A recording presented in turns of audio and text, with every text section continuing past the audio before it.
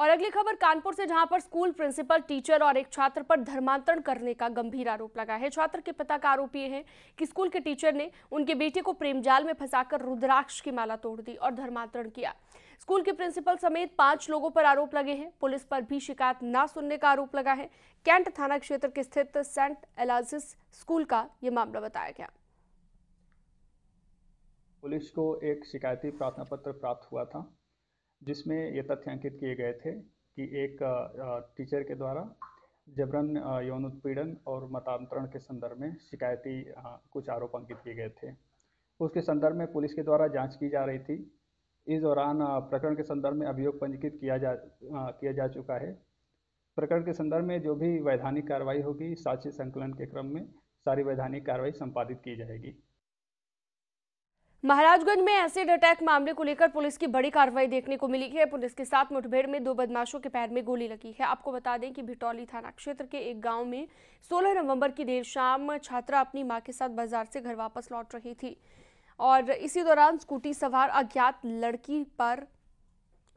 लड़की पर ऊपर तेजाब फेंक दिया और हमला कर दिया। इस मामले में लड़की बुरी तरह से झुलस गई थी। उसे इलाज के लिए मेडिकल कॉलेज गोरखपुर भेजा गया।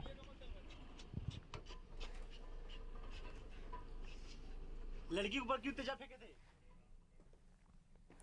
फिरोजाबाद के गांव केसरी की पुलिया के पास पुलिस और बदमाश की मुठभेड़ हो गई। पुलिस एनकाउंटर में एक बदमाश के पैर में गोली लगी है। आपको बता दें कि पुलिस की गिरफ्त में आए बदमाश ने 2 दिन पूर्व में एक महिला की गोली मारकर हत्या कर दी थी।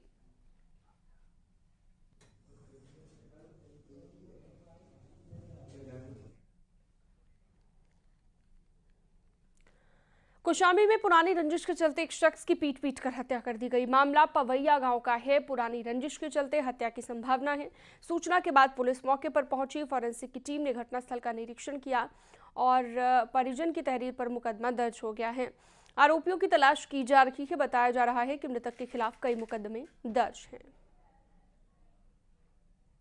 थाना करारी के ग्राम बड़ी पवैया में आज एक डेड बॉडी मिली है, जिनकी पहचान गांव के एक व्यक्ति के रूप में हुई है, जिनके बारे में बताया गया है कि इनको पीट के इनके ही कुछ परिचित और आस पड़ोस के लोग हैं, जिनकी पुरानी रंजिश थी। इनके विरुद्ध पहले मुकदमा लिखाया गया था।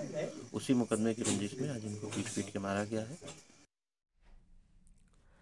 अलीगढ़ में एक शख्स रातों रात करोड़पति बन गया। मोहम्मद असलम के अकाउंट में दिवाली पर धीरे धीरे करके 4.78 करोड़ रुपए की धनराशि अज्ञात अकाउंट की फंडिंग के नाम पर आ गई और जब असलम बैंक मैनेजर के पास पहुंचा तो मामले की शिकायत पुलिस प्रशासन से की गई। अब मोहम्मद असलम का आरोप है कि उसके बैंक अकाउंट 13 नवंबर को फ्रीज हो गए।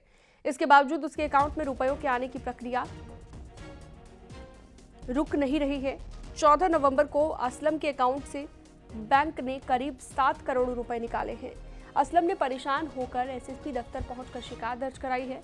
बैंक ने असलम को नोटिस दिया है कि उसका अकाउंट 5,36,000 रुपए के करीब माइनस में चल रहा है, जो कि अब असलम को चुकाना है।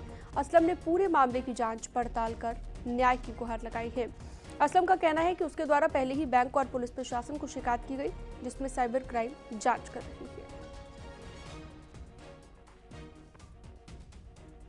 मेरे खाते में जो डिपॉजिट दिखा रहे हैं स्टेटमेंट के हिसाब से वो 6,97,00,000 और उससे कुछ ऊपर पैसे हैं जो कि मेरे खाते में डिपॉजिट दिखा रहे हैं, लेकिन अब मेरे खाते में से सारा पैसा निकाल लिया गया है और अब उसमें 5,89,000 से कुछ ऊपर पैसे और मुझ पर माइनस बता रहे हैं।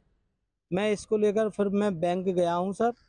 मैंने वहाँ बैंक मैनेजर साहब से और एक और साथी उनके आए थे सर, उनसे मैंने पूछा है सर ये मेरे खाते में पैसा कहाँ से आया है और अब खाता मेरा होल्ड होने के बाद भी ये पैसा गया कहाँ है।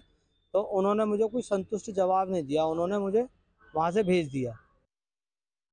ज्ञानवापी केस से जुड़ी एक बड़ी खबर। एएसआई के प्रार्थना पत्र पर कोर्ट में सुनवाई होगी। एएसआई ने 15 दिन का वक्त मांगा है और इसे लेकर कोर्ट में सुनवाई की जाएगी। कल भी इस तरह की खबर निकलकर सामने आई थी और अब जानकारी आपको दे दें कि ज्ञानवापी मामले को लेकर एएसआई ने प्रार्थना पत्र दाखिल किया है और इस प्रार्थना पत्र पर सुनवाई होगी। 15 दिन का वक्त एएसआई ने मांगा है।